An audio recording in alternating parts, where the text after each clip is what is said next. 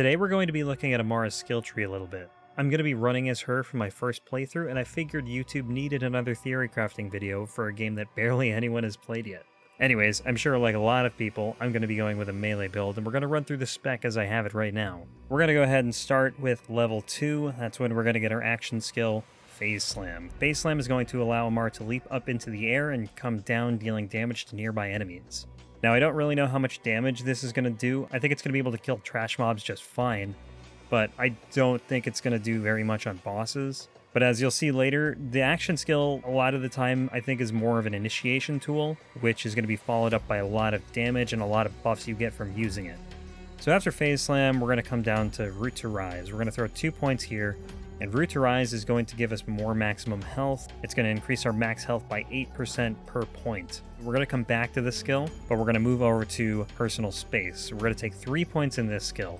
Now for each point of Personal Space, you're going to gain bonus gun damage depending on how close you are to your enemies. The closer you are, the more damage you're going to do. There's going to be a drop-off depending on how far away you are, and I don't know if there's a point where you don't get any bonus damage or if there's a minimum you get.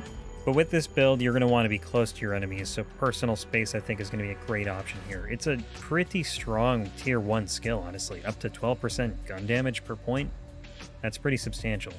Next, we're going to go ahead and take Samsara. Now, Samsara is going to give you a stack for every enemy you hit with your action skill, up to 5 stacks.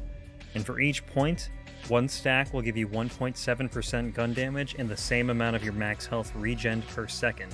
This skill, I think, is going to depend a lot on enemy density, because you might only have one enemy, 1 or 2 enemies you can hit at a time, and the benefit will still be nice, because if you hit 2 enemies, you're getting 10% of your max health regen per second, and 10% gun damage. And it lasts a pretty long time. It lasts 20 seconds, and 20 seconds is over half of your cooldown time in your action skill, at least with this one.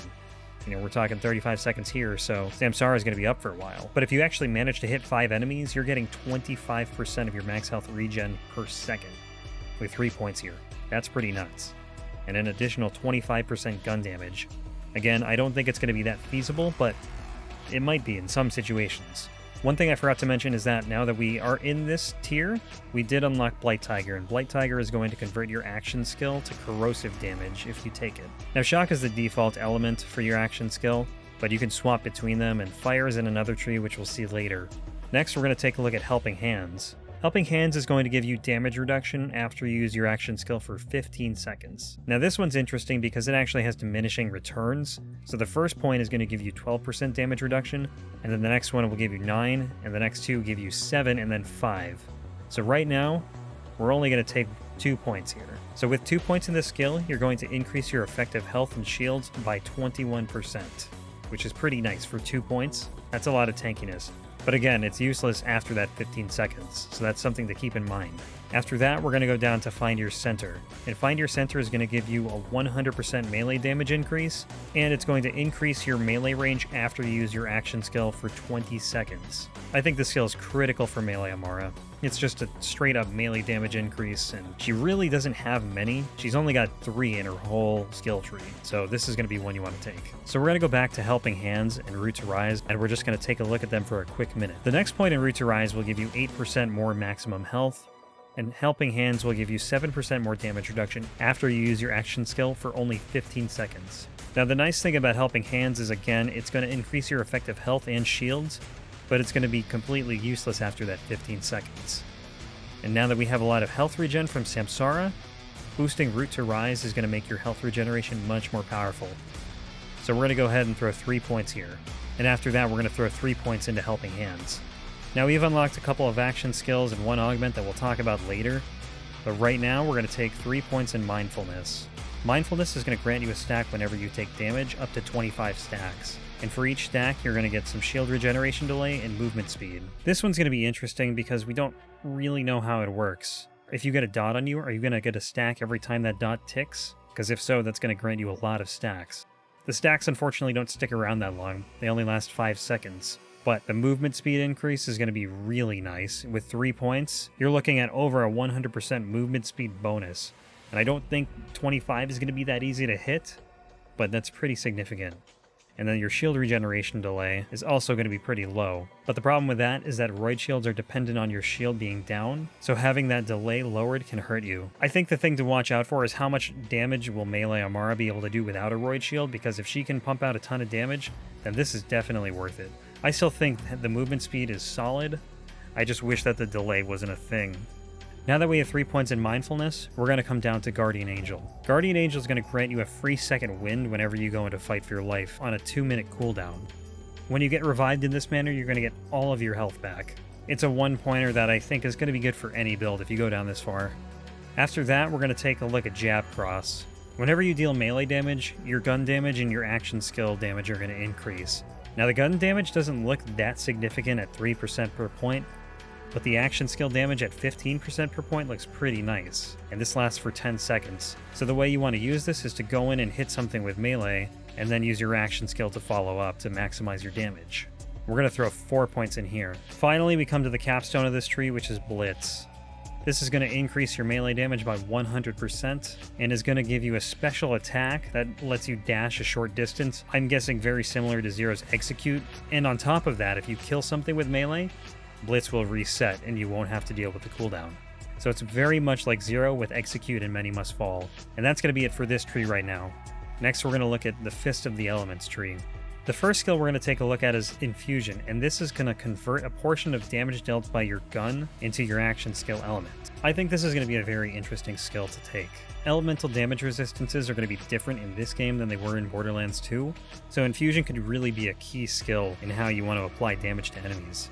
Almost half of your gun damage is going to become your action skill element damage. Now with 5 points in this tier, we're going to unlock Soulfire. Soulfire is the fire counterpart to Blight Tiger and Chakra, so now you can deal fire damage with your action skill. Next we're going to take 1 point in Illuminated Fist. Now this skill is going to increase your melee damage by 75%, and on top of that it's going to convert your melee damage to your action skill element. This can be good and bad. It really depends on what you're fighting. You know, if you're fighting a lot of enemies of one type, either armored or fleshy, then it'll be nice because you won't have to constantly switch your action skill element. But if you're fighting a lot of different types of enemies, it could be kind of a headache, because as far as I know, there's no easy way to switch your element on the fly. You're going to have to go into your menu and change it. But in theory, if you're using Shock, your melee damage against shields is going to be much greater. Same goes with Flesh for fire and Armor for corrosion. After that, we're going to take a look at Tempest. Tempest is going to increase your elemental damage by 6% per point, and it's going to further increase your shock damage. This looks like Shock is going to get a 10% per point buff, which is pretty substantial. That's 50% more melee damage against shields. It would be 30 with fire or corrosion, which is still not bad. So we're going to take 5 points here. So that's going to do it for this tree for now. Next, we're going to take a look at the Mystical Assault tree with the Rush mechanic. You have a couple of skills in Tier 1 that will give you rush stacks whenever you meet some condition. With Do Harm, whenever you kill an enemy, you're going to get a stack of rush. Whenever you use your action skill, it's going to consume all of your rush stacks. Now we're going to take 1 point in here right now, and we're going to come back to this, but the reason we want to take 1 point here is because we're going to take our next point in Violent Tapestry. Violent Tapestry will grant a stack of rush whenever you apply an elemental status effect. So if you burn an enemy, if you shock an enemy, etc., you'll get a stack of rush. You want to take 1 point here because it's just another way to gain rush stacks. I'm not so concerned with the effect chance and the duration or any of that stuff. It's really just another way to get rush stacks. Because only speccing Do Harm will give you rush stacks when you kill an enemy, but this gives you basically 2 stacks per enemy if you're dealing elemental damage, versus 1 with Do Harm. So a little more about the rush mechanic. You can have a maximum of 10 stacks at this point, and with Do Harm, your action skill damage will increase by 0.9% per stack per point in this skill. We're going to take 3 more points here. This will result in 3.6% increased damage per stack, for a total of 36% additional damage with 10 stacks upon action skill activation. Next, we're going to take a look at Restless. Restless will increase our action skill cooldown rate by 5% per point. We're going to take 5 points here. This means we'll be able to get our action skill back faster, whatever we use. And then we're going to go ahead and put our last point into Ascendant. Ascendant is going to increase the effects of your action skill augments by the amount shown in the box. Now, we haven't really talked about the action skills that we have unlocked and all the augments we have unlocked, so let's go ahead and take a look at them. Fracture is going to summon a line of fists that erupt from the ground. From what I've seen of Fracture, it looks like it's gonna shoot out a line of fists straight in front of you for a pretty long distance. And it has the shortest cooldown of any action skill in this tree, but there's a lot of questions I have about this. If we look at something like Revelation, our action skill will create a Nova whenever it damages enemies. So if you have a line of enemies that you hit with Fracture, is it gonna deal a Nova every single time? Because that's pretty crazy. You could have 3 Novas going off in one run. And Revelation, how's that going to work with Samsara? Let's say you use your action skill and it only hits 1 enemy, but the ensuing Nova hits another 3. Are you going to gain more stacks of Samsara? Are you going to have 4 stacks? I think there's a lot of things that we have to test when we actually play the game. The other action skill here is Downfall. Downfall looks pretty much like Phaseslam. The only difference being you're in the air for a few seconds, and you're shooting a laser beam down straight below you.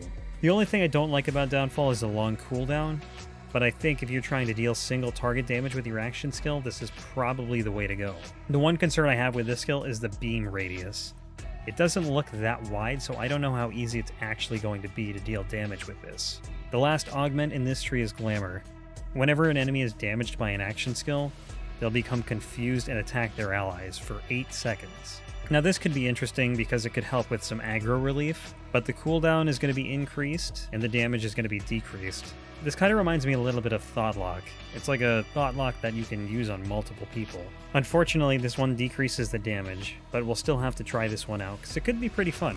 In the Mystical Assault tree, we unlock 2 augments. Soul Sap, which is basically just lifesteal, so to make this the most effective, you're going to want to deal the highest damage with your action skill, so it really is going to depend on which one deals the highest damage.